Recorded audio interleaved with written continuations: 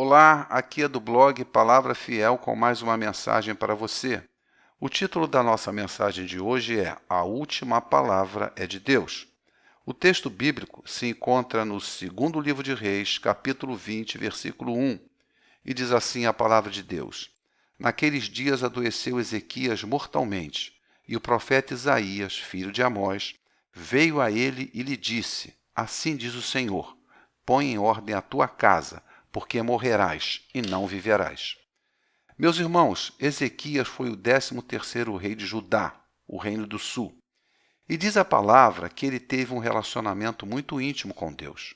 Foi ele que, numa atitude de coragem, destruiu os altares e templos dos ídolos pagãos, promoveu a reabertura das portas do templo em Jerusalém, que tinham sido fechadas por seu pai.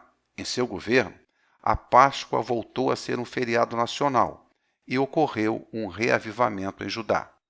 Foi protagonista de um episódio com o rei da Síria, de nome Senecaribe, que lhe enviou uma carta dizendo para ele não confiar em Deus, achando que o Senhor poderia evitar a queda daquele país, já que Jerusalém seria destruída, e que ele sabia muito bem o que acontecia àqueles que um rei assírio resolvia jogar por terra, e faz uma ameaça dura, dizendo que não havia a menor possibilidade dele escapar. Para dar ênfase à maldade dos reis assírios, Senecaribe relembra em sua carta o que os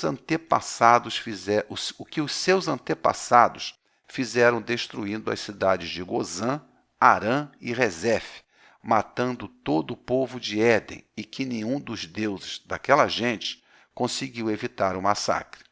Ao receber aquela carta, após ler, Ezequias foi ao templo e a pôs na presença de Deus, e orou pedindo ao Senhor que os salvasse dos assírios, pois assim todas as nações do mundo ficariam sabendo quem era o Senhor dos exércitos.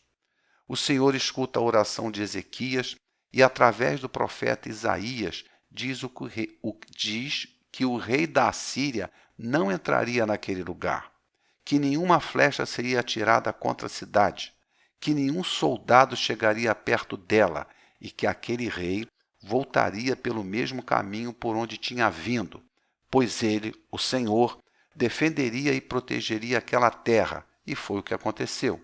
E Senecaribe foi obrigado a voltar para Nínive, abandonando a luta.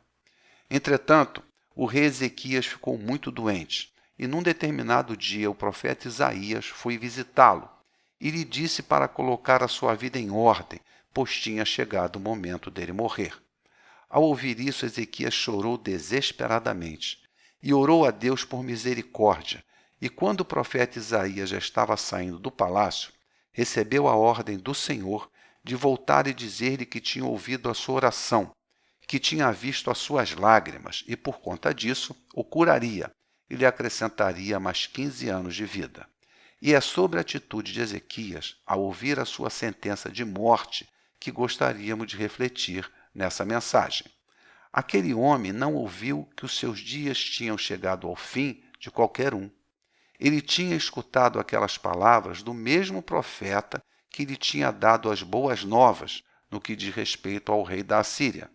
Ele sabia que aquela mensagem era real, verdadeiro e que aquilo que tinha dito aconteceria. Mas ele não se conformou, não aceitou, e apesar de ter ficado desesperado com a notícia, orou ao Senhor, pedindo que aquilo não acontecesse, e foi atendido. Às vezes, meus irmãos, recebemos um diagnóstico, uma notícia, uma previsão, e achamos que é o fim, e nos entregamos por completo, já que aos nossos olhos não existe a menor possibilidade de mudança de quadro. A fim de melhor ilustrar aquilo que estamos tentando dizer, gostaríamos de fazer algumas perguntas. E se Ezequias tivesse aceitado a sentença e não tivesse orado a Deus? O que teria acontecido? Qual teria sido o final desse episódio? A resposta a essas perguntas é uma só: ele teria morrido.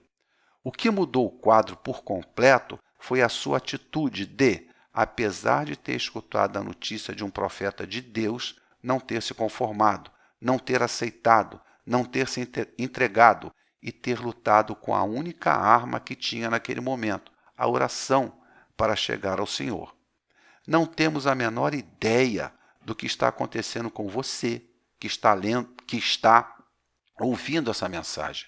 Mas o que Ezequias nos ensina é que não podemos desanimar, não podemos nos conformar, não devemos nos entregar, devemos sim lutar com as armas que temos ao nosso alcance e buscarmos a Deus. Pedir a Ele que nos dê uma chance, que tenha misericórdia e mude a nossa situação. O final de qualquer história está nas mãos de Deus, meus irmãos, e não nas mãos dos homens. E o fato real é que quando nos entregamos, aí sim estamos decretando o final de tudo. Por isso, não desanime. Meus irmãos, essa foi mais uma mensagem do blog Palavra Fiel. Acesse palavrafiel.com.br e veja outros conteúdos.